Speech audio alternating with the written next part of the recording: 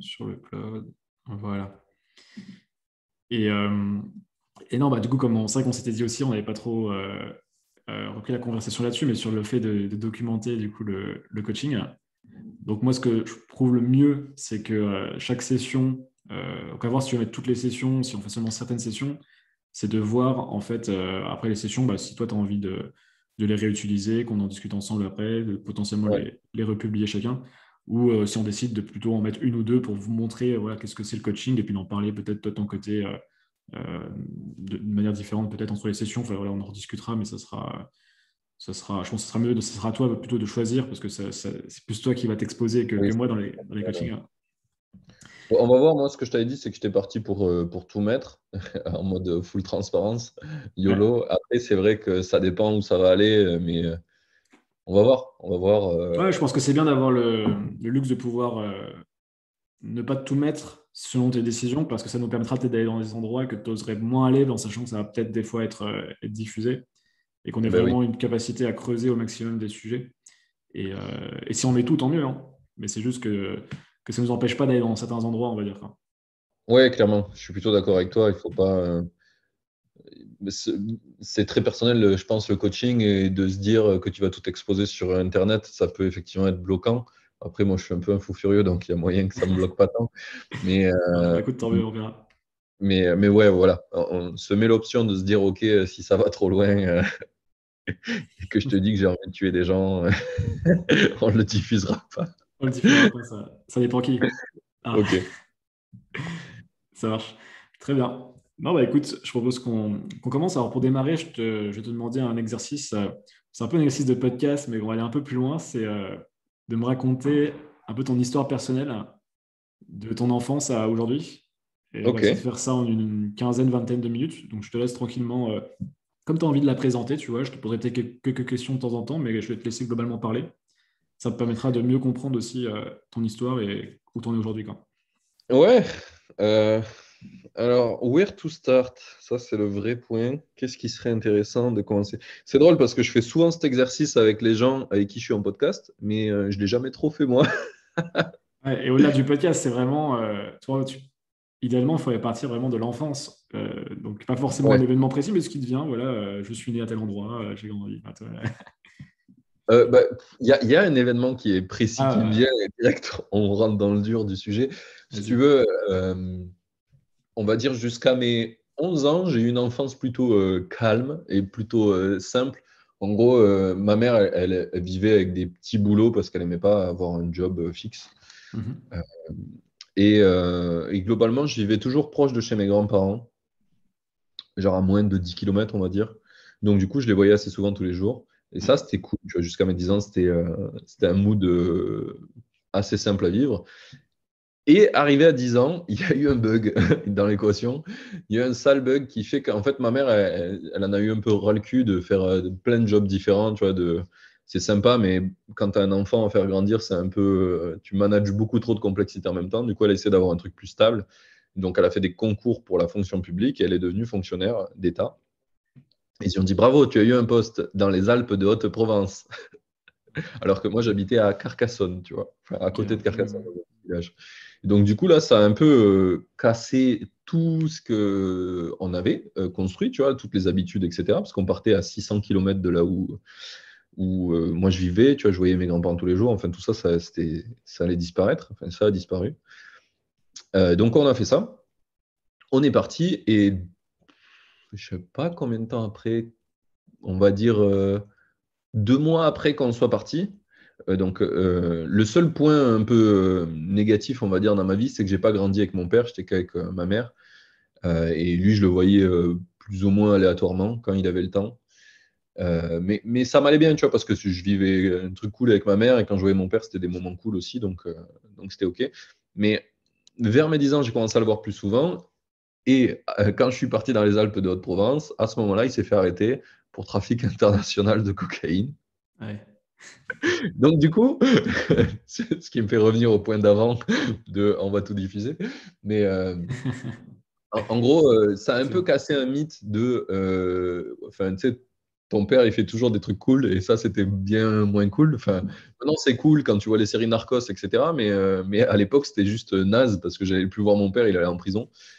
Et puis que je commençais à le voir et à le kiffer, tu vois. Et donc là, d'un coup, genre, au moment où c'est arrivé, j'étais chez lui en plus. J'étais chez lui, on était en train de manger. Il dit je reviens, je vais faire une course. Il n'est jamais revenu. C'est la police qui est revenue dans l'après-midi pour faire une perquisition. Et donc, c'était un peu un événement traumatisant, plus le fait de déménager à l'autre bout de la France. Euh, Combo de trucs qui a fait que j'ai fait une genre de dépression à cet âge-là. J'ai plus bouffé. Et j'ai fait vivre un enfer à ma mère. Sorry si tu regardes maman un jour cette vidéo. Mais ouais, clairement, j'ai fait vivre un enfer. Donc ça, c'est un peu, je dirais, l'événement qui est le plus déterminant dans qui je suis aujourd'hui, tu vois. Parce qu'en fait, le fait de vivre cette merde intense, et ben, ça m'a aidé à devenir qui je suis aujourd'hui. Énormément, tu vois, à tel point qu'à un moment, j'ai eu cette conversation avec mon père en lui disant, mais je crois que, tu vois, si c'était à refaire, faudrait refaire tout pareil, tu vois. Parce que, ben, en fait, ça m'a appris plein de choses sur moi, sur les autres. Tu vois, le fait que je fasse une dépression, que je fasse vivre un enfer à ma mère, je suis allé voir un psychologue. Et ça a beau avoir une super sale image, en fait, ça a été super bien pour moi parce que j'ai compris plein de choses. Tu vois, je pense qu'il y a un truc on met pas assez en avant dans notre life, c'est que quand tu es petit, tu comprends énormément de choses. En fait, c'est juste qu'on ne te donne pas les capacités ou les. Vu qu'on te dit que tu n'es pas majeur et que c'est pas toi qui choisis tes actes, on te prend tous tes choix potentiels, alors qu'en vrai, il y en a plein que tu pourrais faire et supporter de tes parents. Tu vois. Mais bref, et du coup, je me suis rendu compte là, à ce moment-là, que ben, tu vois, si j'étais un connard avec ma mère, c'est moi qui choisissais d'être un connard. C'est pas parce que mon père était allé en tôle et que ma mère avait pris un travail pour essayer de faire que notre vie soit mieux, que je devais être un abruti fini avec elle et que je devais faire des conneries. Et plein de choses comme ça, en fait, qui m'a fait me rendre compte que bah, tu es toujours en capacité de faire des choix, en fait, à moins que tu sois mort, ou alors que tu es né avec des difficultés potentielles, mais la plupart du temps, tu fais des choix et c'est toi qui es le seul responsable, tu vois, des choix que tu fais. Et ça m'a énormément appris à ce moment-là, mais j'ai mis beaucoup de temps à le comprendre. Mais ça a été les bases de ça, si tu veux. Au bout de 1 an et demi, on est revenu des Alpes de Haute-Provence. Ma mère, elle est arrivée à se faire muter dans l'Aude, enfin pas dans l'Aude tout à fait, mais vers Carcassonne, quoi, aux alentours. Donc je suis revenu vivre chez mes grands-parents, où là j'ai été nourri par ma mamie feed au maximum, tu sais. Tu sais, genre les grands-parents, ce qu'ils font dès Ok, que ils te font bien manger. tu bouges une oreille, elle te dit t'as faim, tu veux ça, tu veux ça. Bref, j'ai pris 10 kilos alors que j'en ai perdu 5. Donc j'en ai gagné de rame que j'ai toujours jamais reperdu. Ceux-là, j'essaye tant bien que mal, mais ils sont bien ancrés. Euh, et du coup, ça a fait un peu les fondements ouais, de qui je suis maintenant. Après, je suis allé au collège. En gros, si tu veux, pour reprendre un peu, je pense qu'il y a un point important où j'ai vu ça a beaucoup fait de choses en moi, c'est que avant que je parte dans les Alpes de Haute-Provence, j'étais dans une école où on était 20 en tout, toutes classes confondues. Ok. Tu vois, genre Ouais, vraiment le truc de petit dans un village. village. Ouais. Ouais. Je suis arrivé dans les Alpes de Haute-Provence, on était 400 dans l'école. Genre, what the fuck? Et c'était une grosse école, quoi. C'était la plus grosse de la région. Et, euh, et après, je suis allé dans un collège qui était un peu plus gros, où il y a, je sais plus, 600 élèves, un truc comme ça. Enfin, c'était un gros truc aussi. Et donc voilà, ça m'a un peu. Je suis passé du mode full insulaire dans un village à rencontrer plein de gens, à me retrouver à. Tu vois, je pense que j'étais un peu autiste dans le sens de. Tu sais, mythe des nouvelles personnes, parce que bah, forcément, quand tu vis dans un truc un peu insulaire comme ça, bah, tu t'échanges pas beaucoup avec des nouvelles personnes souvent, quoi. Alors que quand tu es Ouais, dans un il y a plus de 400 personnes, c'est il y a évident. plein de gens que tu ne connais pas Mm. tous les jours. Mm. Donc voilà, ça a fait un peu l'évolution. Et donc, quand je suis revenu à Carcassonne, bah, j'ai un peu payé les pots cassés de cette année où il y a eu beaucoup de changements. J'ai essayé de reconstruire des choses. Il y a plein de choses que j'ai mal vécu. Du genre, tu sais, je suis revenu dans mon village natal et puis j'étais plus le même pote qu'avec mes potes, tu vois. J'étais un peu un mec à part parce que bah, j'étais parti pendant 1 an et demi, quoi. J'avais perdu un peu ma place. Donc ça aussi, ça m'a appris pas mal de trucs sur le fait ben, que les choses changent et des fois, tu n'as pas le contrôle, tu vois, et c'est pas grave, en fait. Et pour moi, à ce moment-là, c'était hyper grave, tu vois. J'étais plus ce mec de cette bande de potes, tu vois. J'étais un mec un peu à part et ils avaient évolué, j'avais évolué aussi, puis on n'avait plus les mêmes, comment dire, le même niveau d'information, si tu veux. Parce que du coup, tous mes potes que je trouvais super cool à l'époque, ben, ils sont restés dans le même village avec les mêmes mecs 20. Et tu vois, et moi, j'ai rencontré plein de gens, donc ça m'a fait changer. Et je suis revenu avec plein d'idées nouvelles, tu vois, et tout le monde s'en branlait, en fait, parce que Ouais. ben, eux, ils avaient continué leur life. Mm. Et ça m'a fait me rendre compte d'un truc vachement fort aussi, c'est que ben, quand tu te bouges, tu te déplaces et tu changes, ben, ça fait super mal au début. Mais en fait, tu apprends énormément, tu changes énormément. C'est ce qui a fait que maintenant, tu vois, ben, je suis nomade et que j'essaie de continuer à vivre ça parce qu'en fait, je me rends compte que si tu restes à la même place, ben, T'évolues pas pareil, quoi. ouais, voilà, tu n'évolues pas pareil. On va dire que tu renforces des trucs que tu as appris, mais tu apprends rien de nouveau, quoi. Donc, je sais pas, pour moi, maintenant, ça devient bizarre de se dire, ben, je vais rester au même endroit euh, à, à l'âge que j'ai, parce que ça serait se dire, OK, ben, j'ai suffisamment appris dans ma vie pour dire, OK, je vais juste persévérer dans les trucs que je connais. Alors que pour moi, je connais pas assez de trucs maintenant à l'âge que j'ai pour rester à un endroit, tu vois. Donc, il vaut mieux continuer à bouger, à apprendre, à brasser des informations et des gens pour, euh, pour découvrir de nouvelles choses, quoi. Parce que quand on parle d'endroit, c'est pas que géographique, c'est aussi intellectuel. Ouais, voilà, ouais. Ouais. Mm. Ouais, clairement. C'est ça qui m'a décidé à aller vivre à Paris quand je suis allé à Paris, Ouais. à chaque fois, je me suis rendu compte que ça me changeait énormément, tu vois, ce truc-là. Et même en étant au top de toi-même, au même endroit, tu n'y arrives pas, quoi. Parce que, bah, parce qu'il te manque ce brassage-là, quoi, de gens, d'idées, Mm. de plein de... Du coup, voilà. Et globalement, je suis allé au lycée, au collège, je fais des trucs normaux. Au lycée, je suis allé dans une filière technique parce que clairement, les matières où tu apprends de la théorie, ça me gonflait. J'aimais bien faire des choses, tu vois. J'ai toujours eu des idées, j'ai essayé de fabriquer des trucs, toujours quand j'étais petit, donc très potentiellement manuel. Mais ma mère, elle n'avait pas trop envie que. Enfin, pour elle, être manuel, ça ne voulait pas dire faire un taf manuel et comme on fait maintenant, genre tu vas faire Ouais. mécanicien, tu vas faire dans le BTP parce que tu aimes bien les trucs manuels, quoi.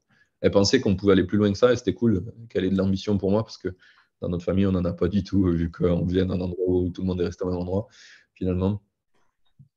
On en a peu en tout cas, on ne va pas dire pas du tout. Et, euh, et du coup, elle m'a poussé à essayer de faire des trucs cool. Donc, je suis allé dans un lycée, une filière scientifique technique. Donc, c'est un bac technique. Donc, c'était pour être laborantin, quoi, ça s'appelle STL. Je faisais pas mal de manip en laboratoire et ça, j'ai trop kiffé. Tu vois, je me suis dit, putain, par la pratique, on apprend et c'est possible. Donc, j'étais vachement inclin dans ce truc-là. Mais après, tu sors du lycée et tu es heureux dans le truc de la fac. Enfin, tous les trucs qu'on te propose, que tu entends à la télé, que tu entends autour de toi, que tu vois, c'est pas des trucs qui me correspondaient. Donc, du coup, j'ai essayé un truc qui me correspondait pas. Je suis allé en fac de médecine. J'ai fait 2 semaines là-bas et je me suis dit, qu'est-ce que je fais là? Je suis trop con. Euh, et du coup, on a essayé de chercher d'autres trucs. Et moi, j'étais un peu démotivé, tu vois. Enfin, je sais pas, tu sors d'un endroit où il y a très peu de chances. Tu vois, à Carcassonne, il y a un max taux de chômage en plus. Donc, t'es pas dans un endroit où tu as l'impression que tu vas arriver à faire ce que tu veux, tu vois. Et je le vois avec mes petits cousins, ce qu'on a dit la dernière fois, etc. C'est difficile, quoi, pour eux de s'imaginer un futur parce que bah, tu es dans un endroit où c'est difficile à s'imaginer. Il faut vraiment avoir beaucoup de force. Mais ma mère, elle n'a pas lâché prise. Elle a dit, il va falloir que tu trouves un truc et c'est pas parce que tu arrêtes médecine que tu vas arrêter tes études. Il faut que tu trouves un truc parce que tu as les moyens de le faire. Et du coup, on a vu une pub à la télé d'Epitech, l'école que j'ai fait. Mm. Et j'ai vu la pub, j'étais, ah, tiens, ça a l'air stylé. Et ma mère m'a dit, bah, tiens, vas-y, tu vas faire ça. Et mais moi, dans ma tête, tu vois, c'était plutôt dans le sens, ça a l'air stylé parce que ça a l'air payant, ça a l'air inaccessible et ça a l'air d'une issue qui va aller nulle part, tu vois, donc on va gagner du temps. C'était globalement ça. Et en C'est-à-dire, tu veux fait, dire, déjà pour y accéder, ou tu veux dire le fait de faire ces études-là mène nulle part ouais, et ben, en fait, t'es Epitech, c'est une école payante. Hmm. Ça te paraissait Ma impossible mère- de pouvoir le rejoindre, quoi. ouais, ouais, voilà, c'était, Ok. c'était potentiellement impossible. Donc, ça avait l'air cool. Et après, j'étais curieux. Donc, je me suis dit, bah, on va aller voir, tu vois, et puis on Ouais. verra. Et quand j'y suis allé, je me suis dit, OK, c'est trop stylé, mais je suis incapable de payer ce truc-là. Enfin, ni ma mère, ni moi, ni mon père, ni si je rentre toute la fortune de ma famille, ils y arriveront, tu vois. Et ma mère, elle a fait, ouais, pas de souci. Ils ont dit à l'école qu'ils faisaient des crédits, t'inquiète, on va faire un crédit. Et là, du coup, je me suis retrouvé avec un rendez-vous à la banque, tu vois, une semaine plus tard, où le mec, il a dit, ouais, pas de problème, on te fait un crédit étudiant. J'étais, ah, Va fait falloir y, chier. va falloir y aller maintenant. Ouais. En plus, c'était à Paris, du coup. C'était Non, pas non, prêt. Là, c'était à là, Paris. je l'ai fait à Montpellier, ça. Ouais. Ok. Non, je suis allé à Montpellier après, c'est un peu plus loin. Euh, donc, du coup,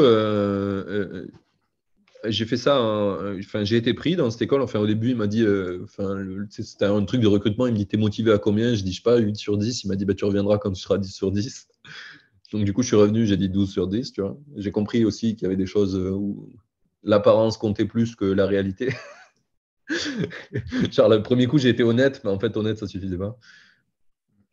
Et du coup, j'étais dans cette école et là, j'étais super content parce que, enfin, super content et en même temps dégoûté. C'était double ambiance. Super content parce que c'était que de la pratique, très peu de théorie. Tu fais la théorie en dernier. Une fois que tu as bien pratiqué et que tu as galéré, on t'explique comment tu aurais dû faire. Ce que j'ai trouvé plutôt cool. Mais moins cool dans le sens où j'étais très peu rigoureux dans ma vie et l'informatique, il faut quand même être un poil rigoureux, sinon ça marche pas.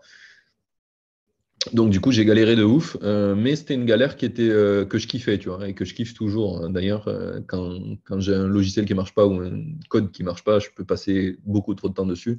D'ailleurs, c'est pour ça qu'on a passé qu'on n'a pas, on n'est pas arrivé à faire notre meeting, c'est que j'ai bossé jusqu'à 7 heures du matin la nuit d'avant parce qu'il y avait un truc qui marchait pas et j'ai forcé jusqu'à que ça marche.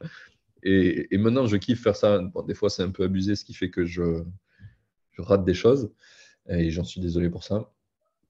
Mais ça devient un peu obsessionnel et c'est pour ça que j'aime bien ce taf-là. Du coup, je fais Epitech pendant 3 ans à Montpellier, c'était cool. J'ai appris énormément de choses. Enfin, tu vois, c'est la première fois que je vivais dans une grande ville comme Montpellier, donc j'ai aussi découvert. Enfin, j'ai fait 2 semaines à Toulouse.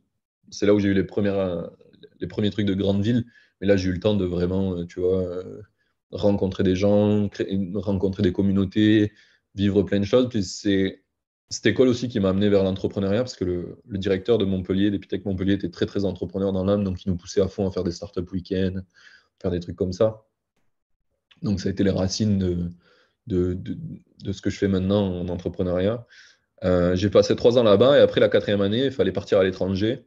J'avais pas le niveau requis en anglais pour partir à l'étranger, mais à ce moment-là, je savais que bouger, c'était un truc qui faisait que je grandissais énormément. Donc, du coup, j'ai triché le test d'anglais totalement. Désolé, Epitech, si vous écoutez. Parce que j'étais trop nul et que l'anglais à l'époque, à Epitech, ils n'avaient pas encore trouvé la méthode pour le faire apprendre en pratiquant. Ils essayaient de trouver des trucs, mais c'était infonctionnel. Maintenant, ils ont une meilleure méthodologie qui marche bien apparemment, qui a été poussée par notre prof qu'on avait à Montpellier d'ailleurs, sur toute la France.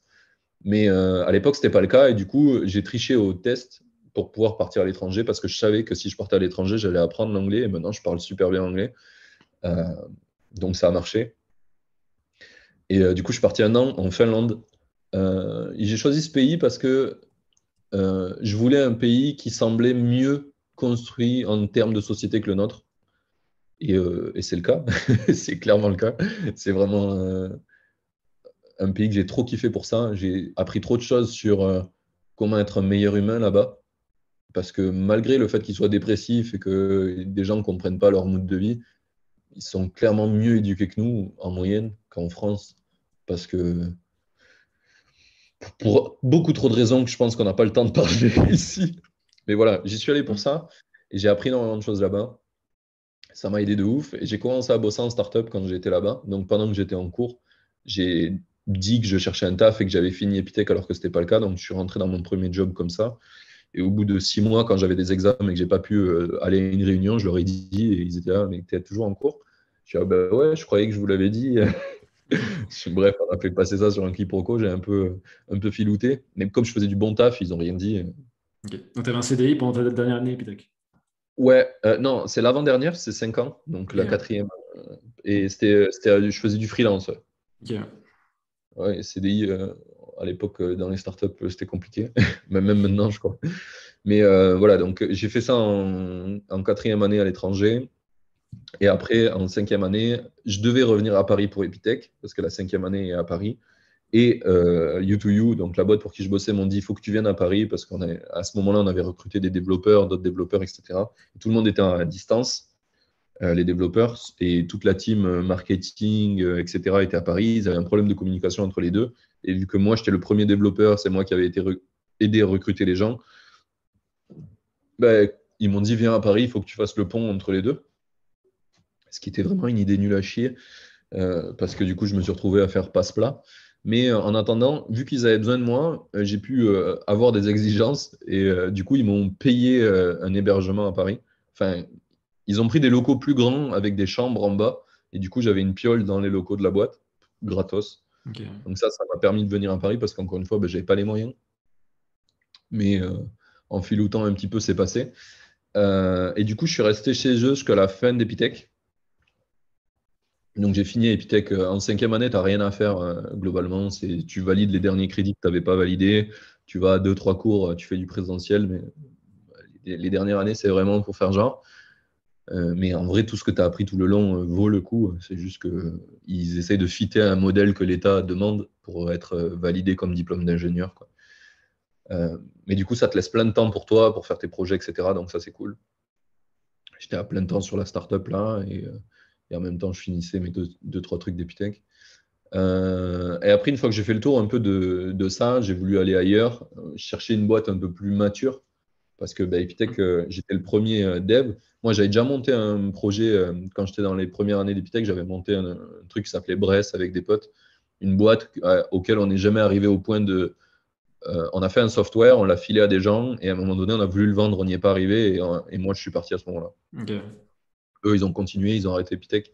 Ils ont revendu cette boîte. Ils ont fini par en faire une boîte qu'ils ont vendue pas très cher, mais ils ont fait un mini exit, on va dire, de quelques milliers d'euros. Euh, et voilà. Et moi, j'étais parti avant que la boîte soit réellement créée, etc. Du coup, j'avais eu déjà cette expérience-là, plus U2U. J'avais envie d'un truc un peu plus structuré parce que là, c'était deux trucs qui commençaient. Et c'était un peu, tu sais, c'est le merdier quand tu commences, c'est super mal Hmm. organisé. Ouais, bien sûr. Tu apprends énormément, c'est trop cool, mais il y a d'autres trucs auxquels j'aspirais. Donc, du coup, j'ai fait plein d'événements, de meet-up, et je suis tombé sur Tucantuco, euh, une boîte qui est trop stylée, qui faisait 40 personnes au moment où j'y étais. Ouais. Et en fait, on a passé des entretiens avec un pote à moi, un des potes avec qui j'avais fondé la première boîte auquel je suis parti. Tous les deux, en gros, c'était un apéro, le premier truc où on les a rencontrés. À l'apéro, on a dit qu'on était intéressés. Tous les deux, ils nous ont recontactés, mais ils ne savaient pas qu'on était potes. Juste, ils nous avaient vu parler à l'apéro. Et du coup, tous les deux, on a fait les process de recrutement. Il y avait 7 entretiens à faire. Et au cinquième entretien, ils nous ont dit bah, ben, on a un problème, on a 2 personnes qui fit avec le rôle et on ne sait pas trop quoi faire. En fait, on leur a dit ouais, on sait, on se connaît, on est potes. Et du coup, ils étaient un peu embarrassés, mais ça les a soulagés. Et moi, ce que j'ai fait, c'est que je suis allé sur Welcome to the Jungle. Je suis allé voir sur leur site. Et en fait, ils cherchaient aussi pas que des développeurs, ils cherchaient quelqu'un en quality insurance logiciel. Donc, je leur ai dit vas-y, moi, je veux bien essayer de faire ça. Du coup, vous fais une proposition de comment on pourrait bosser ensemble sur ça. Et mon pote Jordan, il continue sur la voie développeur, quoi. Et du coup, ils nous ont recrutés tous les deux pour ces 2 jobs différents. J'ai bossé 6 mois chez eux, j'ai fait toute la période d'essai. À la période d'essai, on a arrêté de mon côté. Jordan, mon pote, a continué et nous, on a arrêté parce que euh, pour 2 raisons. Un, déjà, le fait d'avoir bossé en petite boîte, moi, j'avais beaucoup d'impact et là, j'en avais plus du tout. Parce que la quality insurance, c'était un sujet tout neuf pour eux et j'étais tout seul dessus et je me suis mis dans mon coin. Ça n'a pas marché, donc je ne me sentais pas à ma place et eux, ils ne sentaient pas que ça allait marcher parce que j'avais l'habitude d'avoir beaucoup d'autonomie dans mon premier taf et là, le fait d'être dans une structure plus grosse, ben, Hmm. c'était un peu bloquant pour eux. Ils ne savaient pas trop comment s'organiser avec moi. Donc, c'est deux trucs qu'on fait qu'on n'était pas trop chaud de continuer. Donc, on s'est dit, vas-y, on arrête. Là, j'ai créé mon startup studio Forger. Mon but, c'était de faire des MVP pour des startups early stage parce que j'avais cette expertise avec les deux premières boîtes. Et du coup, je me suis dit, vas-y, je vais faire ça en boucle. C'était tes idées ou c'était des gens qui venaient avec des idées? Ils venaient avec des idées et moi, je leur développais. Ok. Ce que j'essayais de faire, c'était de dire, OK, vous avez une idée, vous l'avez déjà testée avec un POC, vous avez validé que ça marche. Maintenant, il faut en faire un vrai soft et pas juste des pièces raccordées par des ficelles, quoi. Donc, on le fait vraiment et vous payez une partie en cash et une partie si vous levez des fonds. Donc, le deal, c'était moite-moite, quoi. En général, les apps elles coûtaient entre 30 et 40 K et je faisais moitié en cash et moitié après si tu levais des fonds. Et ça, en fait, j'ai galéré comme un ouf parce que d'un coup, je me retrouvais à faire le sales, le marketing du projet, le dev du projet, enfin, tout. J'avais juste un pote qui est UX designer qui m'aidait sur la partie UX designer et qui voulait aussi s'impliquer sur le côté boîte, mais qui connaissait rien. Donc, du coup, j'étais tout seul. J'étais tout seul. Et donc, j'ai vécu avec mon chômage pendant 6 mois à Paname en essayant de faire ça. J'y suis pas arrivé. Donc, il me restait, à un moment donné, quand il me restait 2 semaines avant que j'ai plus d'argent pour payer mon loyer, j'ai trouvé un taf à la Wild Code School, qui est une école qui t'apprend le développement. Mon but, c'était, enfin, j'étais recruté pour être, comment ça s'appelle, prof, quoi. Donc, c'était bien payé. Il me prenait direct, mais il fallait que j'aille à Chartres. Bon, je suis arrivé à négocier qu'ils m'hébergent là-bas, enfin que ça me coûte que dalle pratiquement. C'était 50 euros par mois, tu vois. Donc, j'allais là-bas et le week-end, je rentrais à Paris. J'ai fait ça pendant 6 mois, c'était trop cool, mais c'était trop aliénant niveau temps. Tu vois, tu es obligé d'être là tout le temps, tu n'es pas du tout flex, etc. Et à ce moment-là, pendant que je fais le truc de la Wild, j'ai un client, mon premier client qui paye pour Forger. Donc, je fais le projet Forger en même temps la Wild. Donc, je bosse la nuit pour Forger, le jour pour la Wild. Un peu compliqué. Mais c'est plutôt cool. Et à la fin du projet pour Forger, ils cherchent un dev pour continuer le projet. Ils n'arrivent pas à trouver un dev. Et moi, à la Wild, ça m'a un peu gonflé d'aller à Chartres. C'était cool, mais voilà, c'était un peu relou d'être à Chartres. J'avais envie d'être dans une grande ville, continuer à apprendre, etc., à échanger avec des gens. Et là, je ne pouvais plus. Du coup, je demande à rentrer à Paris pour la Wild. Et elle me dit, clairement, tu es trop cher payé pour revenir à Paris. À Paris, les formateurs, j'en trouve à l'appel, pas cher. Et toi, tu es trop payé parce que tu es allé à la loupe. Donc, elle m'a dit, je peux te garder, mais si tu restes à la loupe. Du coup, j'ai dit non. En fait, je suis allé voir les mecs pour qui j'avais dev le projet avec Forger, qui s'appelle Fairway. Je leur ai dit, vas-y, je peux faire du freelance pour vous si vous voulez, le temps que vous trouviez un dev. Du coup, ils me prennent là-dedans. C'est cool pendant 6 mois, sauf qu'au bout de 6 mois, on se dit, globalement, on n'a pas les mêmes façons de construire un projet. Tu vois, le mec qui crée ce projet, il avait déjà vendu une boîte super chère aux US et il revient en France et c'est un mec à 40-50 ans, tu vois. Donc, sa méthode de faire des projets, c'est avec du réseau. Je connais des gens, je file mon soft super cher, etc. Alors que moi, j'étais plutôt parti on essaye de faire une bonne page de vente, on vend pas cher, on essaye de vendre en automatisé un petit peu. Ouais, je comprends. Et donc, on avait des visions qui ne concordaient pas. Donc, on faisait que argumenter à fond nos visions tout le temps. C'était fatigant. Et du coup, j'ai dit clairement, je pense que ton projet, il peut marcher, mais m'avoir dans les pattes tous les jours, c'est une erreur. Parce que du coup, on passe notre temps à argumenter sur des trucs au lieu d'avancer, quoi. Donc, j'ai décidé de bouger. Et là, en fait, depuis longtemps, j'avais parlé avec Jérémy de Cacheterie, avec qui je suis associé actuellement. Et il cherchait un CTO, et j'y avais dit non plusieurs fois parce qu'il n'avait pas le cash, qu'il créait sa boîte, etc. Et là, il avait du cash pour me payer et il voulait toujours être associé. Du coup, j'ai dit, vas-y, si tu veux, maintenant, on peut s'associer. Donc, c'est ce qui fait qu'on est associé aujourd'hui. Et en fait, je l'ai rejoint. Au début, c'était un peu. Il avait une idée de soft, il voulait le faire. Et donc, je l'ai aidé à essayer de faire ça. J'y avais filé des étudiants de la Wild au début en stage pour essayer de le commencer. Puis, je l'ai rejoint pour essayer de le finir. Ce logiciel, on l'a abandonné, on a fait plein d'autres choses entre-temps. Enfin, on s'est un peu perdu. Tu sais, c'est des boîtes qui commencent par faire du service, puis qui essaient de faire un logiciel, puis qui n'y arrivent pas. Enfin, voilà là où on en est actuellement sur ça. Et en parallèle, du coup, quand j'ai fait Forger, j'ai fait ma première app moi-même qui s'appelle CapTime, celle qu'on vend actuellement. On l'avait fait pour faire un showcase de ce qu'on savait faire en fait. Et in fine, ça a été plus qu'un showcase, puisque quand le confinement est arrivé l'année dernière, on l'a mis en payant cette app. C'est Et là pour le CrossFit? ouais, c'est ça, c'est le timer de CrossFit. Et on l'a mis en payant parce qu'on a vu qu'il y avait 400% de téléchargement en plus. Et on l'a mis payant et les gens ont payé. Donc c'est ce qui nous fait un petit revenu entre 300 et 500 balles par mois, ça dépend les mois. Et c'est ça qui m'a un peu lancé dans l'idée de faire ce que je fais maintenant, tu vois, dans le côté indie maker, faire des projets qui font de la thune tout seul. Enfin, c'est vraiment ce en quoi je crois maintenant. Après toutes les expériences que j'ai eues, je me dis que j'ai aidé sur plein de sujets à U2U, j'ai aidé sur le marketing, j'ai aidé sur sur les automatisations, sur les process, enfin, sur trop de trucs. Et comme moi, je me renseigne beaucoup sur l'entrepreneuriat, j'ai une vision vachement large de tout ce qu'on peut faire et de tout ce qu'il faut faire. Et à chaque fois, je me retrouve avec des gens qui n'ont pas le même niveau d'information que moi. Du coup, je les pousse à avancer, mais ça me fatigue parce que moi, j'ai mon rôle à tenir qui est important dans la tech. Et en plus, je pousse sur d'autres sujets. C'est un peu fastidieux, malgré que j'apporte beaucoup de valeur. Du coup, je me suis dit, quitte à tout faire, autant que je le fasse tout moi, tu vois. Si j'ai cette vision-là, autant que je le fasse moi. Et donc, c'est ce que j'essaie de faire maintenant, plus avec Indie Maker. Je pense que tu as un bon résumé là, déjà. On est pas mal. Indie Maker, ça a commencé quand et par rapport à Cash Story, l'historique, c'est quoi? Indie Maker, ça a commencé il y a 1 an et demi et Cash Story, ça fait 2 ans et demi, je pense. Donc, ça faisait Ok. 1 an que je faisais Cash Story. Ok. Donc, ouais, donc ça fait fin 2019, on va dire, Indie Maker. Ouais, c'est ça. C'est important d'avoir les.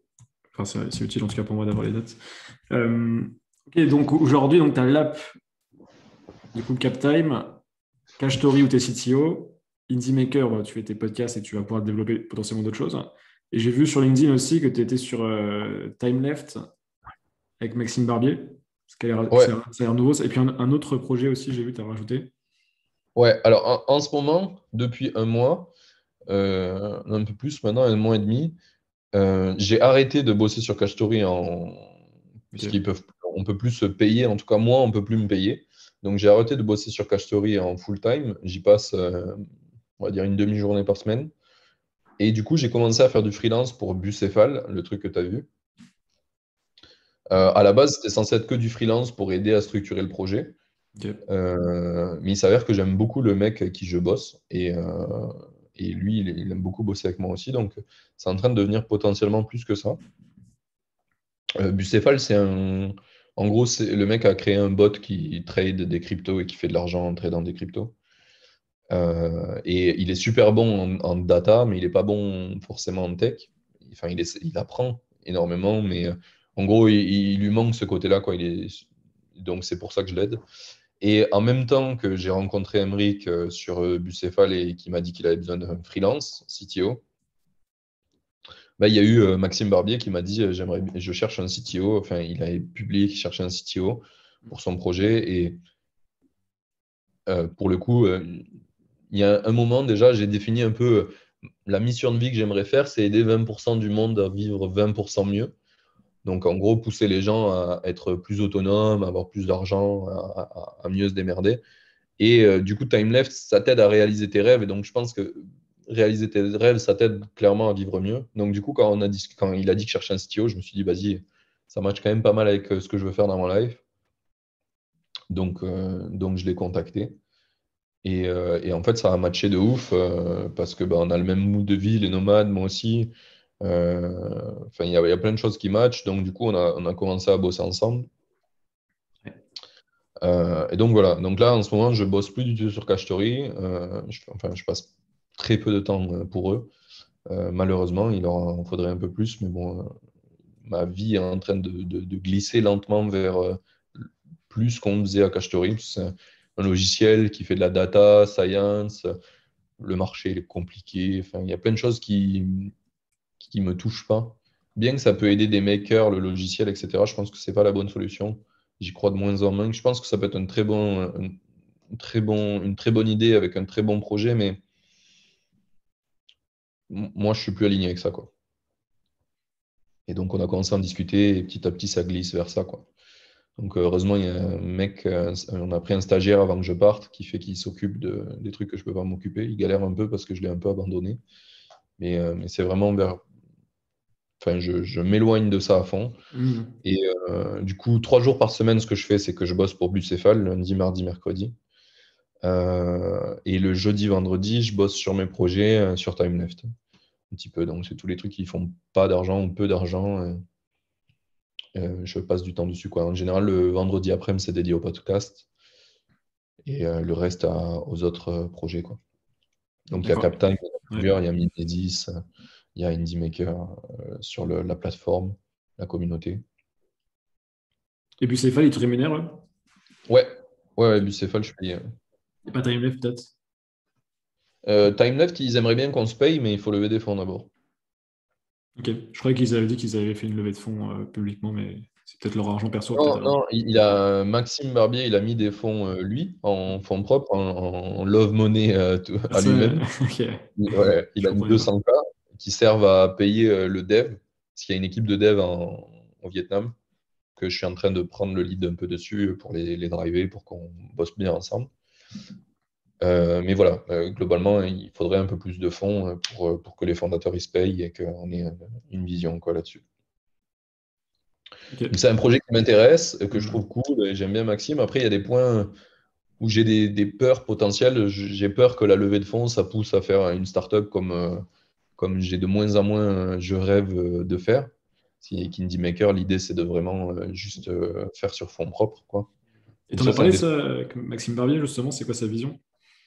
Ouais, ouais, bah, j'y en ai parlé. L'idée, en fait, c'est que il croit vraiment que Time Left, et ça, je suis plutôt d'accord, c'est que vu que c'est un réseau social, une communauté, le temps, au moment où tu vas arriver à faire payer, il est assez long parce qu'il faut qu'il y ait une espèce Mascati, quoi. Enfin, une certaine ouais, de taille. masse critique à atteindre. Mhm. Et tu vois, dans le business plan qu'on fait, on commence à parler de mettre des trucs payants 1 an après avoir levé des fonds au minimum, quoi.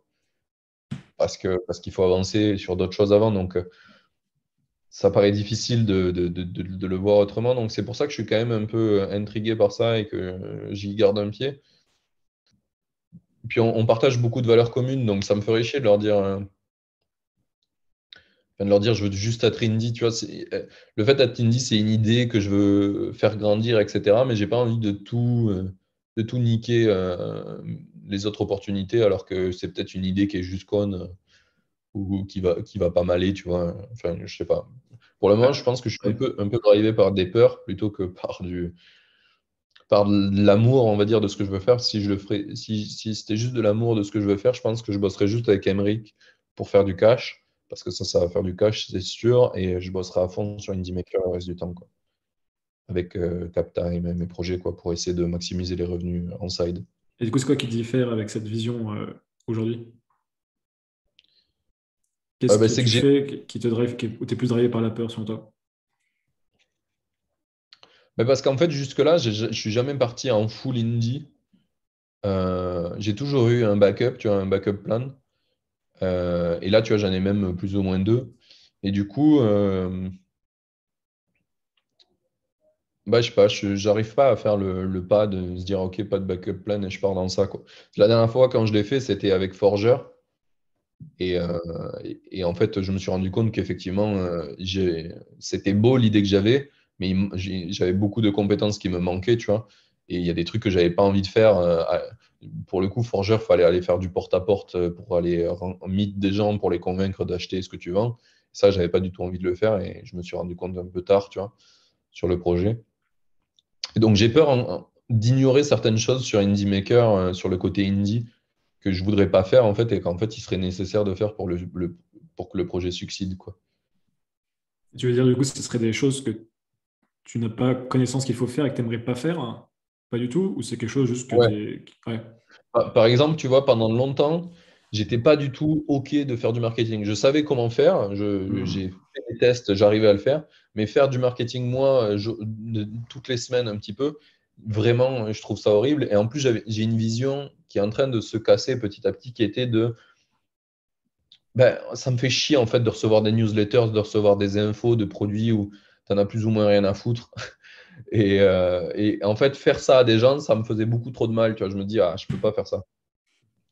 Sauf qu'à force de faire la newsletter, enfin, à force d'avancer à Indie Maker et tout, que les gens me demandent des newsletters, me demandent plus d'infos, etc., je me suis rendu compte que l'idée que j'avais, elle était peut-être vraie pour moi, mais pas vraie pour tout le monde. Donc petit à petit, j'ai progressé. Tu vois, maintenant, j'ai une newsletter sur Indie Maker, j'avance, je fais des articles de blog et je me rends compte que les gens le lisent et ils les apprécient, etc. Et ça leur sert. Donc, je suis en train petit à petit de glisser vers le OK, je m'autorise à faire du marketing de ce que je fais. Et du coup, je suis pas encore sûr, tu vois, que je serais capable de le faire, mais je me dis de plus en plus que c'est le cas. Donc, je suis un peu dans un état entre deux où je pourrais aller full indie, mais je suis encore pas sûr de moi. Et il faudrait juste que Ce j'y qui te aille, quoi, fait, en gros. ouais. Et ce qui te fait peur, c'est ta capacité de ne pas y arriver, c'est de plus avoir d'argent et de ce qui se Ouais, passerait si tu n'as ben, plus d'argent. clairement, la vie que j'ai actuellement de nomade, etc., où je peux faire ce que je veux, quand je veux, aller où je veux, elle est liée au cash que j'arrive à générer. Et le fait d'être CTO, forcément, je génère du bon cash facilement. Donc, du coup, si je pars full indie, j'aurai plus ce tools-là. Et l'argent, le fait de pouvoir bouger, c'est ce qui me permet d'apprendre ce que je te disais tout à l'heure. Et du coup, et de grandir. Et donc, j'ai peur de me retrouver à plus pouvoir le faire. Et ouais, donc c'est ça qui me dérange, en fait. Ok. Et ce serait quoi justement sur les pays où tu te déplaces, le minimum qu'il te faudrait gagner par mois pour te dire, voilà, je travaille tant de temps, enfin, je génère tant d'argent et je peux faire tous mes projets indie à côté.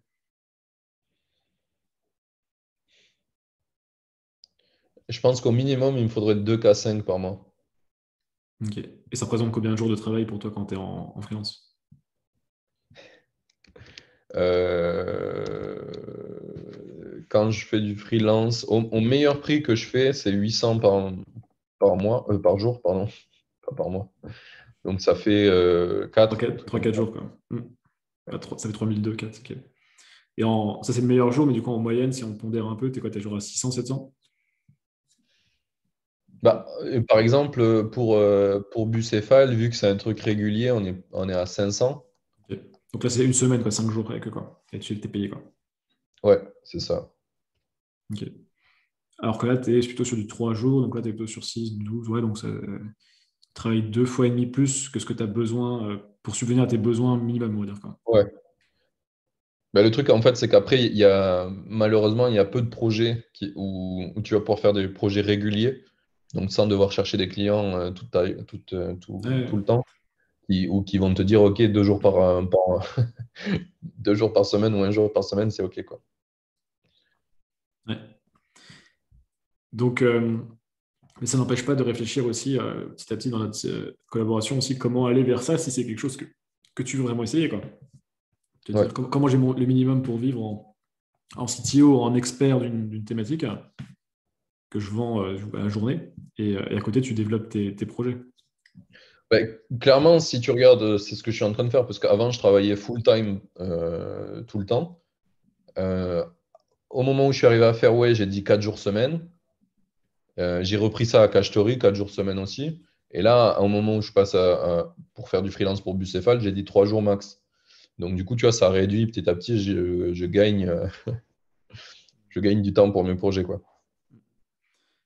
Et justement, comment tu vois les choses quand tu arrives, quand tu prends le titre de CTO, CTO, ça, moi, si je vais sur ton LinkedIn, je sais pas que tu es freelance, du coup. Tu sais, quand tu vois Ouais, CTO, tu imagines bah, les mecs sont à fond, tu vois, H24, tu vois, dans la cave, tout ça, tu vois, en train de travailler. Donc, tu te projettes comment sur ce genre de projet? C'est un projet, tu pourrais te mettre full-time dessus quand même à un moment, ou c'est vraiment, parce que même vis-à-vis d'eux, tu vois, quand tu es le fondateur d'un projet, tu attends un moment à ce que le CTO, il se mette à temps plein pour nous amener là où on doit aller, enfin, qu'on aille tous ouais. ensemble où on veut aller. Et toi, il y aura forcément ce moment où, que ce soit n'importe lequel des deux projets là ou un autre, où le mec va te dire, bah, t'es avec nous, t'es pas avec nous, tu vois, à un moment, tu vois. Ou est-ce que c'est quelque chose qui Ouais. est... Toi, est-ce que c'est des sujets qui ont déjà été abordés? Est-ce que c'est des peurs que tu peux avoir ou des choses, des questions que tu te poses? Bah, en fait, par exemple, le sujet avec Maxime Barbier, il est en train d'être abordé et c'est un des trucs qu'on se pose. Là, vu qu'il n'y a pas de cash pour se payer, que le projet il est que sur les fonds de Maxime, forcément, il accepte qu'on ne soit pas full-time. Mais euh, c'est ce qu'ils veulent. Si on lève des fonds, on fait full-time. Et ça, c'est un truc qui me fait peur parce que j'ai envie de quand même continuer mes projets, etc. En gros, j'ai l'impression que Time Left, c'est un peu un rêve parce que je trouve que l'idée de l'app est trop cool. Mais en soi, j'ai l'impression que je vais pas être la bonne personne, tu vois. Parce que je vais pas être capable de dédier assez de temps. Alors, ce qui est intéressant, alors déjà, c'est bien d'en avoir conscience, et c'est une hypothèse, mais a priori que tu as déjà pas mal éprouvé et tu as pas mal avancé sur ce que tu veux développer dans ta vie. Donc, on va partir de Mm. ce postulat. Et ce qui peut être intéressant, c'est justement, c'est aujourd'hui, tu te positionnes quand tu rentres dans une boîte avec les personnes, en tout cas publiquement, en tant que CTO. Et tu vois, CTO, ça, tu vas pas vers le je suis le gars qui travaille un jour par semaine avec eux, tu vois. Ouais. Parce que c'est sous-entendu, je travaille full-time, tu vois. Moi, quand je vois ça, je me dis, le mec, en fait, il est full-time sur plein de projets, tu vois. Et Mm. c'est ce qu'attendent ces personnes-là, comme on dit, à un Ah oui, certain oui, temps. clairement, Ouais. clairement. À un moment donné, j'avais essayé de me vendre un peu comme CTO as a service, quoi. Genre Ouais. quand tu as besoin quelques jours d'un CTO, etc. Mais je suis jamais arrivé à le mettre en place. Je l'ai fait un peu en freelance sur Malte, là. Il y a un client que j'ai aidé pendant de janvier à maintenant, un jour par semaine. Et c'était cool, tu vois. Ça m'allait bien. Et il me payait 800 balles par jour, quoi. Mm. Donc ça, c'était bien. Mais ouais, c'est difficile à trouver et difficile à vendre, j'ai l'impression. Parce que Mm. les gens veulent des gens plus engagés, quoi, souvent. Ouais. Et quelle expertise tu pourrais mettre en avant qui justifierait d'être expert quelque chose? Expertise, c'est relatif, hein. Ouais, ouais. Mais en vrai, en fait, c'est un des trucs où j'ai galéré sur Malte à savoir comment me vendre parce que faut montrer que tu as une spécialité, quoi. Si tu fais tout, tu fais rien et personne ne te sélectionne. Donc sur Malte, je me suis spécialisé dans le développement d'apps mobiles hybrides, donc en web que tu mets dans une app native, quoi. Ça, c'est le truc que j'ai fait à U2U, dont j'ai le plus d'expérience. Et c'est ça qui fait que les apps que j'ai aussi faites moi-même, elles sont dans ce domaine-là. Donc, j'ai une expérience en entreprise, plus pas mal de bonnes expériences en projet perso. Donc, je pense que c'est la compétence qui se vend le mieux sur ça, quoi. Parce qu'une question que tu pourrais te poser aussi, pour affiner encore, c'est quelle expertise, même si tu as commencé avec le coaching, mais je pourrais pousser dans Indie Maker pour aider les makers à faire leur projet. Tu vois, il peut y avoir une réflexion aussi. Euh, Parce qu'à un moment, j'imagine que le but, c'est comme on s'était dit, c'est de lier aussi Indie Maker à ta galaxie de projets. Ouais, Et est-ce que ça te parlerait du coup d'avoir justement une expertise alors après, il faudrait voir, parce qu'on pourrait se dire les makers, peut-être que c'est pas les gens qui ont les moyens au début de prendre quelqu'un ou pas. Hein, je connais moins bien que toi. Et toi, ouais, ouais, de réfléchir comme ça, toi, de se dire quelle expertise je peux mettre dans Indie Maker où j'ai un média qui ramène du trafic, qui permettrait au-delà du coaching, tu vois. hmm. Bah, j'ai essayé plein de trucs dans Indie Maker. J'ai essayé de faire du coaching. J'en ai fait un où ça a vachement bien marché avec Jean-Philippe, là, où c'était cool. Mais effectivement, pas tout le monde a le budget de payer du coaching et ça scale pas bien. J'ai essayé de faire un e-book que j'ai pas trop vendu. Bon, après, je l'ai pas bien marketé aussi. Mais ouais, j'ai essayé de faire ça, mais j'y croyais pas trop, en fait. Donc, je me suis plutôt amusé plutôt que j'ai essayé d'en faire un vrai business. Euh, Après, je vois bien la formation qui peut être un truc intéressant. Et un des trucs que je mets là sur lequel je bosse en ce moment, c'est l'aspect communautaire. Avant, j'étais affilié à une autre communauté qui s'appelle Le Chantier, auquel j'ai finalement créé ma communauté Indie Maker parce que ça m'allait pas, le chantier. Et ce que je suis en train de faire, c'est que je recopie un peu des trucs qui s'appellent Makerlog ou WIP en anglais, qui te permettent d'être accountable de ce que tu fais sur tes projets. Et donc, je suis en train de le reproduire dans la communauté. Et donc, ça, c'est des trucs qui font payer en anglais.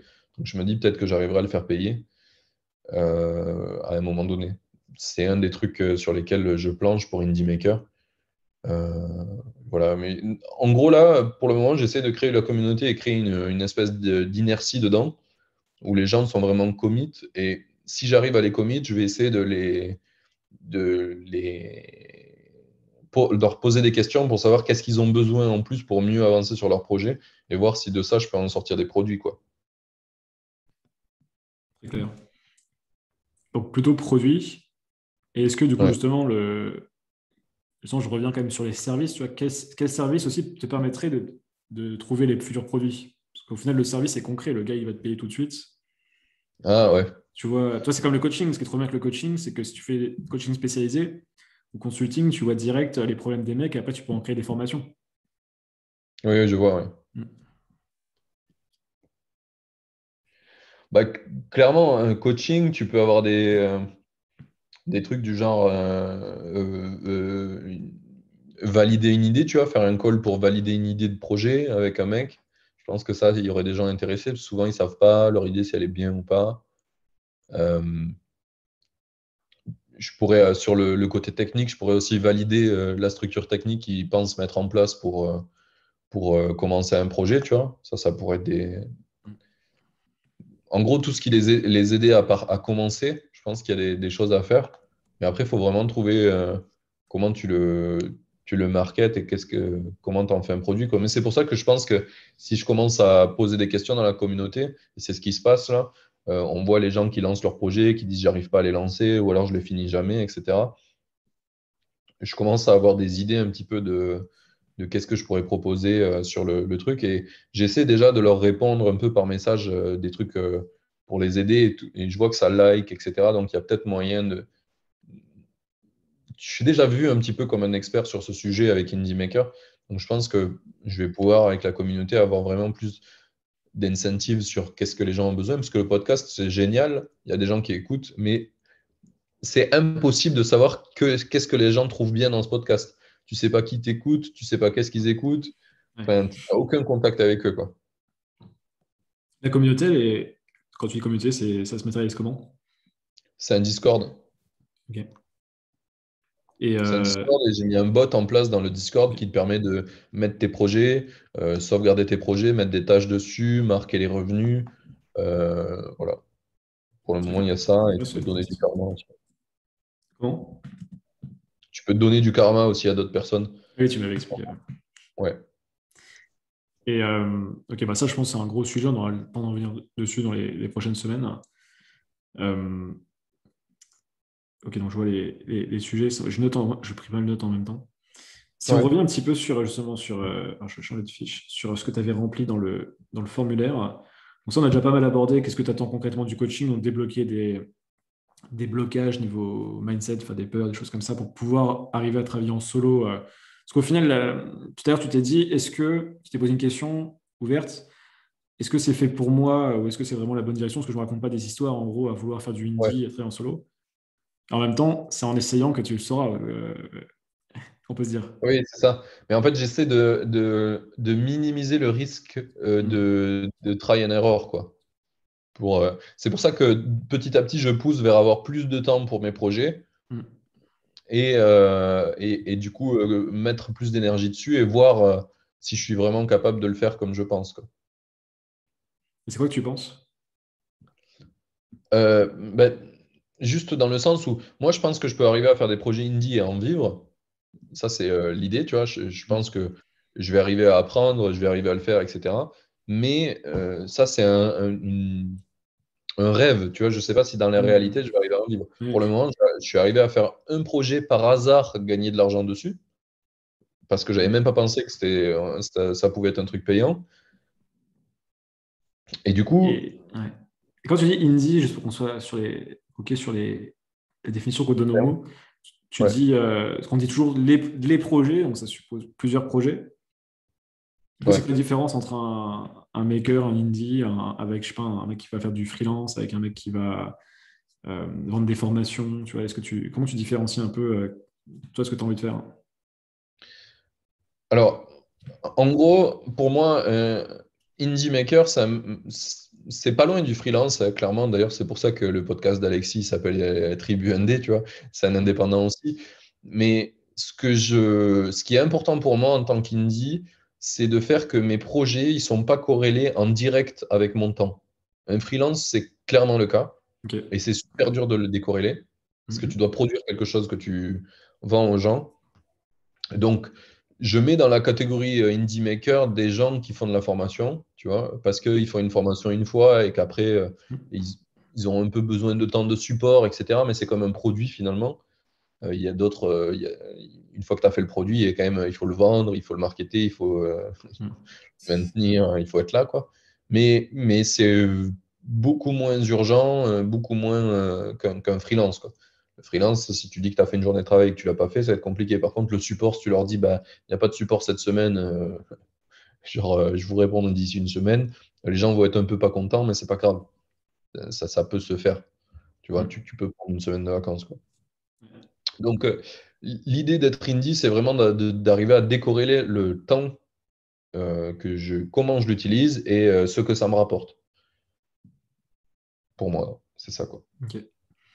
Et aujourd'hui, qu'est-ce qui te manque selon toi qu'est-ce qui t'a manqué les derniers mois et dernières années pour pouvoir justement générer ces revenus ou te prouver que tu pouvais justement être un indie? En fait, les trucs que j'ai essayé de faire, je suis pas arrivé à les faire fonctionner suffisamment, tu vois. Et là, je le vois encore. J'ai lancé une app il y a pas longtemps qui s'appelle Mimesis. On commence à avoir des téléchargements, etc. Mais il y a des trucs où j'arrive pas à avoir la motivation suffisante ou savoir quoi faire pour arriver à la monétiser, à la faire grandir, avoir plus de téléchargements. Enfin, il y a plein de choses, en fait. Méthodiquement, je sais pas le faire. Tu vois, CapTime, je suis arrivé à faire de l'argent par hasard parce qu'on s'est Hmm. dit, tiens, si on la mettait payante, vu qu'il y a plein de downloads. Hmm. Donc, je vois que par hasard, j'y arrive, mais je n'ai pas l'impression d'avoir la méthode pour y arriver si je veux reproduire ça, créer une nouvelle app et faire du revenu. Je suis pas convaincu que j'y arrive, quoi. Et pour le moment, je me suis pas prouvé que j'y arrive. Très clair. Et justement, tu as quand même pas mal de projets. Comment tu perçois ça est-ce que tu te sens dispersé? Est-ce que tu te sens ton temps est dilué de manière trop, enfin, que c'est trop éclaté ton temps? Comment tu te sens par rapport à ton organisation des semaines et de tes journées pour pouvoir justement te donner la chance de faire exploser un projet en croissance, en revenu, etc. Parce que Là, actuellement, ouais. avant que je commence à faire le freelance avec Bucéphale, etc., j'avais plutôt un mood très bien organisé, où c'était très bien scindé, etc., où j'avançais tu vois, tous les vendredis sur mes projets, etc. Et tout le reste, j'étais sur Cachery. Le vendredi, le samedi, en général, je bossais un peu dessus aussi. Et là, depuis que je suis avec Bucéphale, Timeleft et tout en même temps, c'est un peu le merdier, globalement. J'essaie de m'y retrouver. Là, clairement, sur l'organisation, je pense que, en fait, ça sert à rien d'essayer de s'organiser. Je pense que la meilleure solution, ce serait d'arrêter d'avoir trop de trucs en même temps. Parce qu'organiser, organiser, ça marche, mais quand il faut, enfin, ça marche, mais tu peux pas avoir 10 millions de trucs, quoi. Je pense que 3 trucs en même temps, déjà, c'est max, pas 12. Donc, 3, si j'ai 3 apps en indie, ça fait déjà 3, quoi. Donc, donc C'est ça voilà. Donc, le problème serait là aujourd'hui, c'est d'avoir trop de projets, soit dans une phase de transition aussi, cash versus ouais, projet indépendant. ouais, c'est ça. Et est-ce que tu as un sujet ce que j'ai cru sentir un peu dans notre première discussion, notamment par rapport à Cash Story, le côté ne pas vouloir froisser les personnes, donc c'est pas le bon terme forcément, mais tu vois, le côté de vouloir arrêter brusquement un projet, de ne pas toujours penser que à toi, mais vraiment penser aussi forcément à l'équipe qu'il y a derrière et du coup de faire des Ouais, choix un bah, peu par défaut, de faire traîner des choses qui pourraient être coupées plus vite. disons que, tu vois, à U2U ou à Tucantuco, où c'était très clair que ça ne fonctionnait pas, c'est facile de dire, bon, ben, on stoppe, et c'est bien pour tout le monde et tout le monde est content, tu vois. U2U, c'était clairement de mon côté que ça m'allait pas parce qu'on était très organisé, très désorganisé, etc. Mais là, tu vois, Cachetori, je kiffe vraiment bien les mecs avec qui je bosse. Ils me kiffent vraiment bien aussi. Enfin, ça m'a permis jusqu'à maintenant d'avoir ma vie comme je la voulais, tu vois. On a tout fait à distance. Enfin, c'était trop cool. Et du coup, là, le fait que je parte, c'est un peu nul, quoi. Et donc, effectivement, ouais, Ça veut dire quoi? C'est un peu nul. bah, c'est un peu nul pour eux, tu vois. Là. Puis surtout, le projet, il est à fond tech. Donc, si je pars, je- je- enfin, il y a des grandes chances qu'il meure, le projet, tu vois. Mm. il faudrait trouver quelqu'un pour en remplacer, mais du coup, là, il n'y a pas de fonds, forcément. Donc, le meilleur truc qu'ils auraient à offrir, c'est mes parts. Tu vois, il faudrait que je parte et que je donne mes parts. Or, j'ai quand même fait un truc de ouf sur ça. Donc, enfin, c'est un peu. Je sais pas, je pense que c'est complexe d'arriver à me remplacer à ce moment-là, quoi. Donc voilà, ça serait mettre une croix sur ça, quoi. Et ça, c'est dur un peu, tu sais. Ah non, Allez, c'est sûr. T'es sûr, ouais, il y a de l'humain derrière, comme je dis, tu as besoin de leur devoir un peu, c'est quelque chose aussi, parce qu'ils t'ont permis de vivre un lifestyle que tu rêvais de vivre. ouais, clairement. Mais, euh, mais c'est comme tout, quoi. C'est vraiment ces discussions-là. Alors, si tu l'as déjà eu, peut-être qu'il faut la revoir. Du coup, tu vraiment comme tu es en train de me dire, en fait, ce que tu leur dois, tu en es reconnaissant, mais que tu dois passer à autre chose, s'il faut passer à autre chose, tu vois, pour toi. Et eux, enfin, c'est comme quand tu arrêtes avec une meuf, tu vois, tu vas pas lui dire, tu vas pas gérer Ouais, le service après-vente, tu vois. Parce que, enfin, c'est pas le bon terme, mais tu peux pas, en fait, tu vois. Tu peux pas, ça m'est arrivé. Ça m'est arrivé, c'était pas fun. toi, tu peux pas être le bourreau et celui qui guérit aussi, tu vois, derrière, quoi, la blessure. Donc, Ouais, si toi, tu es clair, tu vois que c'est pas quelque chose que tu ne te vois pas tenir sur la durée et que ça t'impacte aujourd'hui négativement sur ton énergie, sur ton temps et même sur tes finances au final, potentiellement, bah, il faut penser à toi en priorité tout en gardant la tête haute, en étant clair voilà, ce qu'ils t'ont apporté, de leur dire et éventuellement, si tu veux les aider sur quel effet de levier tu peux appuyer, c'est peut-être leur aider à mettre une mise en relation, je ne sais pas ce que tu pourrais faire au niveau ouais, ben boulot. là, c'est ce que j'essaie. J'essaie de. À Madère, là, il y a plein de mecs de nomades, etc. Du coup, j'essaie de trouver des gens potentiellement intéressés, quoi. Mais pour le Mm. moment, ça va nulle part. Enfin, Mm. même pour ça, j'ai plus trop l'énergie, tu vois. Je pense que je suis arrivé un peu. Au bout du truc, quoi. Mm. Ouais, ben, en fait, le fait que ça soit une situation que tu n'as pas vraiment envie de killer parce que ça fait pas. Du coup, tu t'épuises, tu vois. Et du coup, là, je suis un peu en mode. J'ai juste envie de plus en entendre parler, tu vois, des fois. Ouais. Bah, écoute, je t'invite à revoir une conversation avec les ou la personne le sent pour pouvoir lui partager et puis de réussir à couper le truc, quoi, parce que je pense que c'est important pour toi de passer à autre chose. Ouais, Parce que comme tu as dit, tu parlé de 3 projets, là, tu as ces trois-là, plus tes apps, plus Indie Maker, etc. Là, les semaines sont chargées. Comme tu as dit, l'organisation, ça a ses limites, quoi. C'est que vraiment le temps, il est limité. Et c'est vrai que la charge mentale, on y pense moins que le temps, mais la charge mentale a autant d'impact que le temps, hein. Donc, ouais. et même si tu travailles que 0,5 jours par semaine, tu y penses plus que 0,5 jours par semaine, je pense, quoi. Non, sur ça, je suis plutôt une... T'arrives bien à couper? Ouais. En gros, ma façon de fonctionner, c'est que déjà, j'ai enlevé tout ce qui est notif. J'ai Ok. aucune notif à part les SMS donc, et le calendar. Donc, vraiment, et je délègue tout. Dès que j'ai un truc que j'y pense ou quoi, je le mets dans des notes ou quoi, et du coup, j'y pense plus.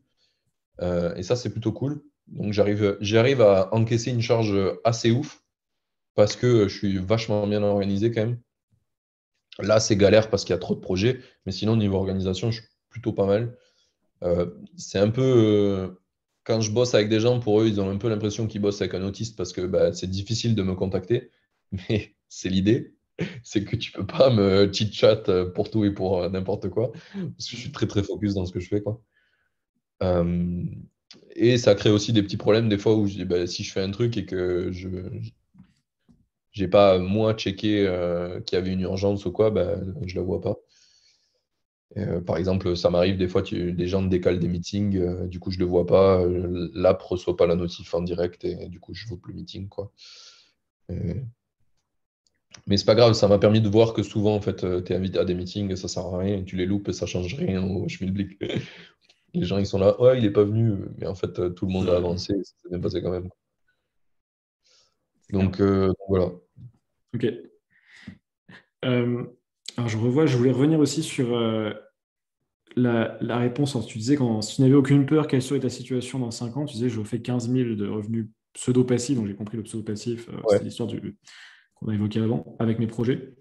Ça, c'est une chose, donc un montant, une estimation et le type de projet. Mais plus largement, enfin, tu vis où, tu vis comment, c'est quoi un peu le kiff, tu vois, c'est que tu continues comme tu es aujourd'hui. Est-ce qu'il y a des choses que tu veux encore en plus ou différemment par rapport à ce que tu as là?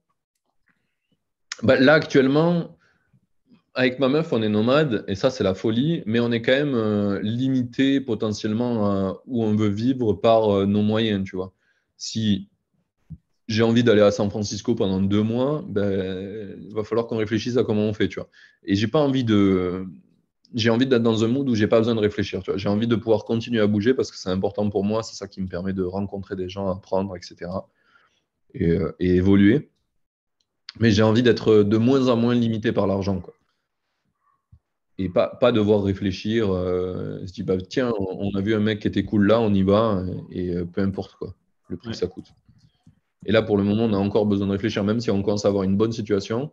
Parce que ma meuf est dev aussi, donc elle est passée d'un salaire de professeur des écoles à dev, donc ça une Bon. belle augmentation.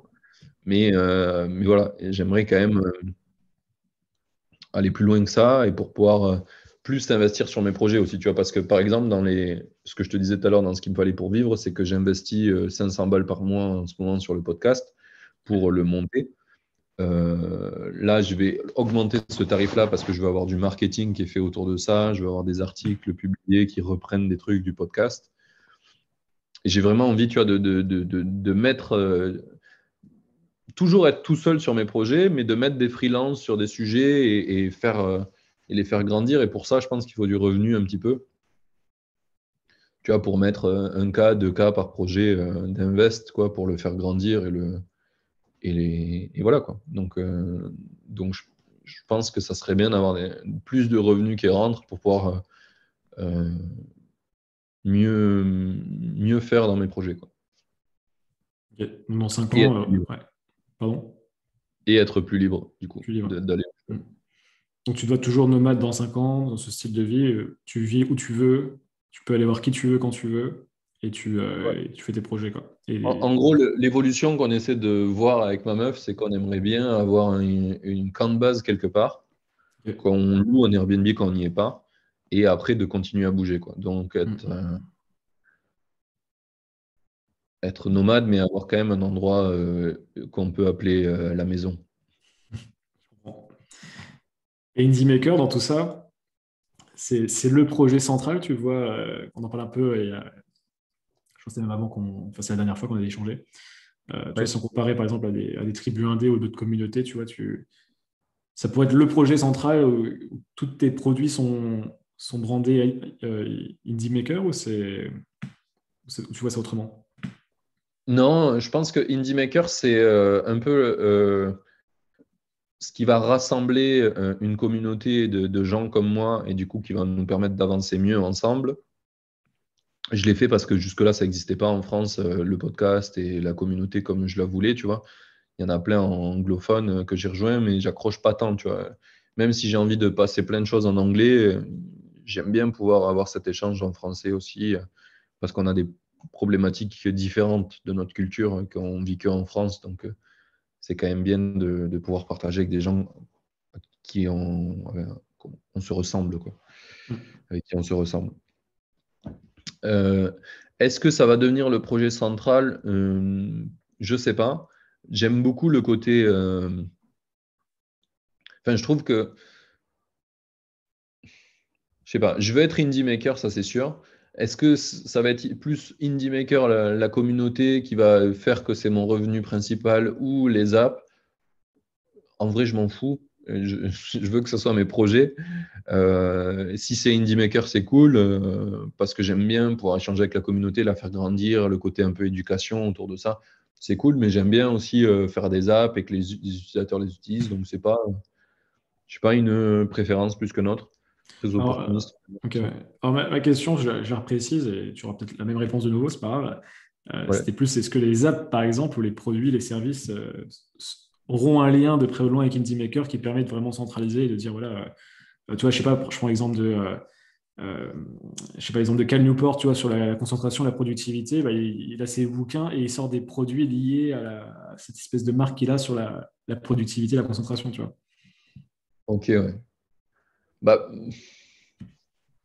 euh, je sais pas. Je pense que je vais faire des satellites un peu d'Indie Maker, potentiellement. C'est ce que la communauté est en train de faire, finalement. C'est un des satellites potentiels. Le podcast en sera un aussi. Donc, sous cette marque, ça se peut qu'il y ait plusieurs choses. Ouais.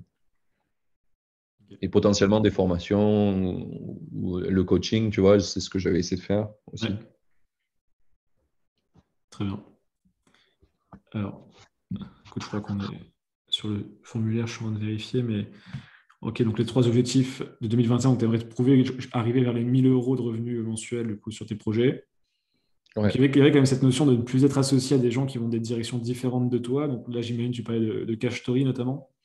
ouais. Est-ce que ça valait pour ces bicéphales, du coup, le projet sur lequel tu es 3 jours par semaine?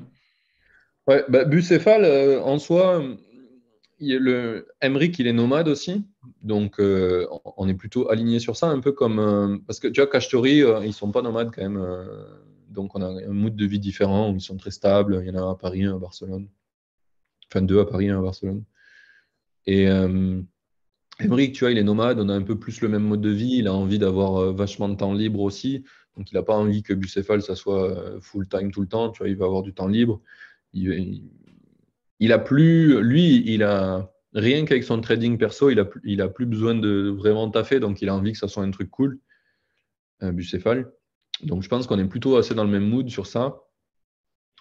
Et avec Maxime Barbier et Adrien, parce qu'on a oublié de parler de lui, mais c'est le troisième associé, euh, ils sont nomades aussi, mais sur la gestion du temps, j'en ai parlé un petit peu, où ils n'ont pas envie effectivement que ça déborde trop sur leur projet, mais j'ai l'impression qu'ils sont plus comme moi, ils sont toujours dans un entre-deux, où on n'est pas trop sûr, tu vois, de est-ce qu'on veut faire vraiment une startup ou pas encore, enfin, comme j'étais avant et que j'essaie de me Hmm. libérer. Donc j'ai l'impression que c'est moins le cas avec TimeLeft.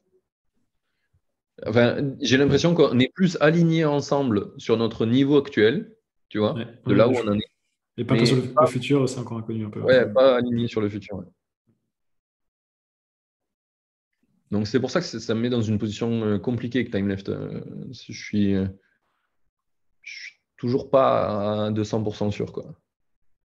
Et qu'est-ce qui te permettrait d'avoir plus de data, plus de certitude sur l'avenir avec TimeLeft? Ben, je pense que c'est que je me prouve à moi-même que mes projets, j'arrive pas à les faire tout seul. Ça me dirait qu'en fait, je suis obligé d'attaquer une team, quoi. Et ça serait quoi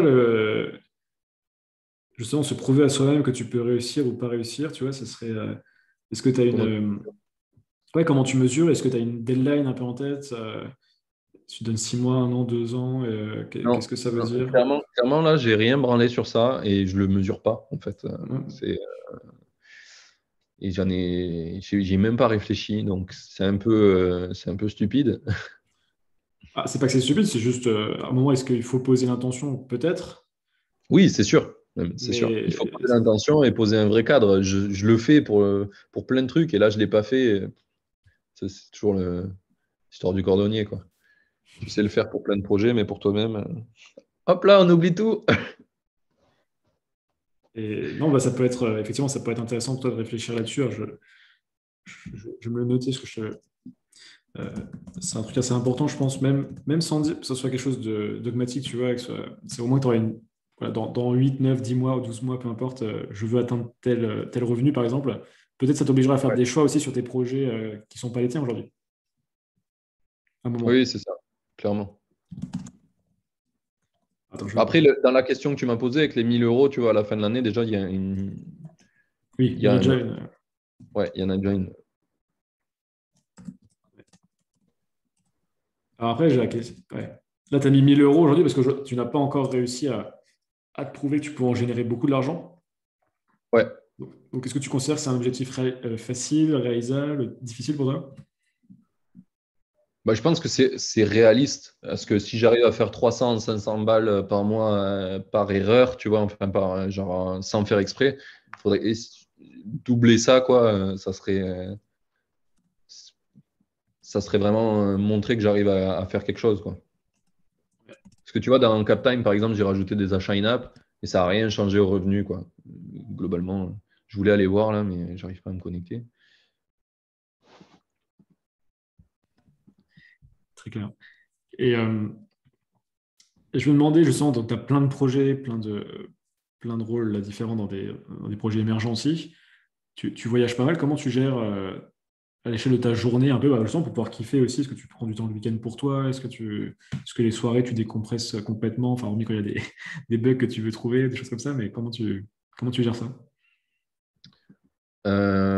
Globalement, en fait, en gros, je commence à bosser dans une journée normale à partir de 10 heures du mat. Je suis pas un mec très matinal. Et en général, ouais, on fait une petite pause d'une heure entre midi et deux. On reprend et en général, vers 18-19 heures, on finit avec ma meuf. De là, on mange ensemble, on prend du temps ensemble. Et souvent, moi, après, je retravaille. Genre, quand elle va se coucher vers 22h30, moi, je retravaille jusqu'à, je sais pas, 3 heures du mat. Ok. Et tu te réveilles à quelle heure le matin? Bah, 9h30, quoi. Ok. Juste avant. Tu dors pas beaucoup non plus, ça veut dire quoi. Ouais. Et tu sens que enfin, tu le vis comment ça justement? Tu as été habitué de dormir 6h30, enfin 6h, 6h30. Est-ce que tu as l'impression que tu es fatigué la journée un peu? J'ai jamais été un gros dormeur, donc c'est OK, ça. C'est OK. Je peux même descendre moins. Après, j'ai besoin d'une bonne nuit de 12 heures, tu vois, mais je peux endurer du 4-5 heures facile pendant 2-3 semaines et j'ai besoin d'une nuit de récupération, quoi. Donc, non, au niveau de ça, c'est plutôt OK. Et même, j'ai essayé de dormir plus. Ouais. Et en fait, je sais pas, j'ai plus envie de dormir au bout d'un moment. Je me réveille, tu vois. Donc en gros ouais, comme je dors actuellement, ça me va bien. Et en général, le week-end, ouais, je bosse peut-être le matin un peu. Parce que ma meuf, elle aime bien dormir un peu le week-end. Si elle se lève pas, je bosse le matin et après, on va faire des trucs le week-end, quoi. Et de temps en temps, tu vois, ce week-end, par exemple, on a bossé parce que ça faisait un moment qu'on n'avait pas bossé sur nos projets. Aussi, elle a des projets. On essaie d'avoir des projets ensemble, d'ailleurs. La dernière app qu'on a sortie, on l'a fait tous les deux. Et du coup, on a bossé, mais sinon, en général, le week-end, on se balade, on fait des trucs, on fait des activités, quoi. Non, c'est cool. Bah, c'était pour comprendre un petit peu ton orga aussi au Ouais. niveau de la semaine, de la journée. Et alors, c'est vrai, moi, sur le sommeil, j'ai une vision un peu qui est différente, mais je pense qu'il y a plusieurs manières. Mais c'est vrai que c'est plus, si tu sens à un moment que ton énergie, elle décroît, c'est là où il faudrait se poser des questions. Si tu te sens moins performant. Ouais. C'est vrai que le standard, on va dire, hein, pour CTC, c'est les 8 heures de sommeil. Il faut passer 9 heures dans le lit pour faire 8 heures de sommeil. Mais je peux comprendre si tu as pris certaines habitudes. Moi, je les ai eues quand j'étais joueur de poker. Je dormais très peu aussi. Ok. J'ai changé depuis parce que je trouve, moi, je trouve que ça m'impacte quand même de dormir moins maintenant. Bah, Et bon, en fait, disons que si tu compares par exemple à ma meuf, tous les deux, on a essayé de vraiment diguer dans le sommeil et de comprendre les choses. Et tous les deux, on a une app pour analyser le sommeil. En fait, moi, au moment où je rentre dans le lit, je me couche, je m'endors en moins de 5 minutes et je fais du sommeil profond direct. Genre, et j'enchaîne profond, profond, profond, je me réveille, bam. Et genre, il n'y a rien qui me réveille, j'ai très stable, très t'as tes vénère. 6h30 de sommeil, quoi. Elles sont pleines. Ouais. Alors que elle, en dormant 8-10 heures, elle fait moins de sommeil profond que moi. Donc, clairement, on a vu que d'après les datas, j'avais une très très bonne qualité de sommeil, ce qui fait que je ne dors pas beaucoup, effectivement. Tu vois, elle se réveille la nuit pour aller aux toilettes, machin. Moi, ça m'arrive jamais, ça. Il n'y a aucun bruit qui me réveille, à part si tu dis mon prénom. Enfin, il n'y a rien. Elle peut se lever, elle peut tomber du lit, bas les couilles. Moi, tu vois, je dors. Je suis une pierre. Donc, ce qui fait que je pense, c'est ça qui fait que j'arrive à dormir peu, c'est que j'ai une qualité de sommeil de dingue. Euh, et puis je m'endors ultra vite, je me réveille et hop, fin. C'est vraiment on-off, quoi. Ça marche. Bah écoute, t'as de la chance. Ouais, ouais, clairement. J'essaye de la faire progresser vers ça, mais effectivement, enfin, je vois que pour des gens, c'est super dur, quoi. Hmm, ça marche. Écoute, on arrive à la fin là, de la session. Ouais, Euh, Bah, déjà, merci pour avoir partagé tout ça, parce que bah, j'ai appris plein de choses sur toi. Moi, ça m'aide vachement, parce qu'en fait, ça permet de comprendre bah, qu'est-ce que tu as vécu, tu vois, les moments importants dans ta vie, pourquoi tu fais ce que tu fais, pourquoi tu es motivé pour aller vers ce que tu veux faire aussi. Enfin, c'est hyper important. comprendre aussi ton organisation, parce que tu vois, bah, là, il y avait eu quelques quiproquos au niveau des premières séances, et du coup, bah, ça permet de comprendre aussi voilà, que tu te tapes une nuit de 7 heures, enfin, tu te couches à 7 heures pour des raisons qui sont liées aussi à ta personnalité et au fait que tu as besoin que tu aies besoin de trouver le problème quand il est devant toi, tu ne peux pas te coucher avant. Donc c'est plus facile, c'est mieux de quand tu comprends ça. Et du coup, Ouais. justement, donc, par rapport à tout ce qu'on s'est dit, donc par rapport à l'organisation du coaching, donc comme je te disais, donc là, c'est la séance kick-off. Donc les prochaines, c'est plutôt 1 heure. À chaque fois, je t'envoie un petit typeform en amont pour qu'on parte sur un sujet vraiment qui est important pour toi sur le moment, tu vois. Ok. Et après, on approfondit et on va souvent partir dans plein de directions, un petit peu comme on a fait dans certains moments dans la session-là. Toujours, moi, je vais essayer d'avoir une espèce de cadre aussi de mon côté pour revoir un petit peu ce qu'on s'est dit et voir justement vers où on peut aller, bah, notamment pour que tu fasses ces objectifs de fin d'année, en tout cas à 6 mois. Et donc, comme je te disais, donc, moi, dans mon organisation, normalement, du coup, c'est toutes les 2 semaines, c'est la session. Normalement, on la book bah, à la fin de celle-ci. Et comme ça, à chaque Ouais. fois, on est tranquille. Moi, la seule limite que j'ai en fait dans les imprévus, c'est plus en fait, bah, comme j'ai les autres clients derrière, moi, ça me décale après en fait des trucs, tu vois, c'est juste ça qui est compliqué en fait. C'est pas dans l'absolu, j'aime bien la flexibilité, mais c'est juste que le métier de coaching en fait, il rend compliqué, on va dire, le fait de décaler après, de trouver la place dans le calendrier. Donc, Ouais. donc, je sais pas, toi, qu'est-ce que tu entends par flexibilité? Tu me disais que justement le mood flexible, du coup, je sais pas forcément ce que ça Ouais. veut dire. Ouais. J'avais besoin de te tendre une perche pour qu'on voit si vraiment tu me dis, bah non, moi je suis vraiment quelqu'un de ultra carré et du coup, si tu le modifies de temps en temps, ça va me gonfler.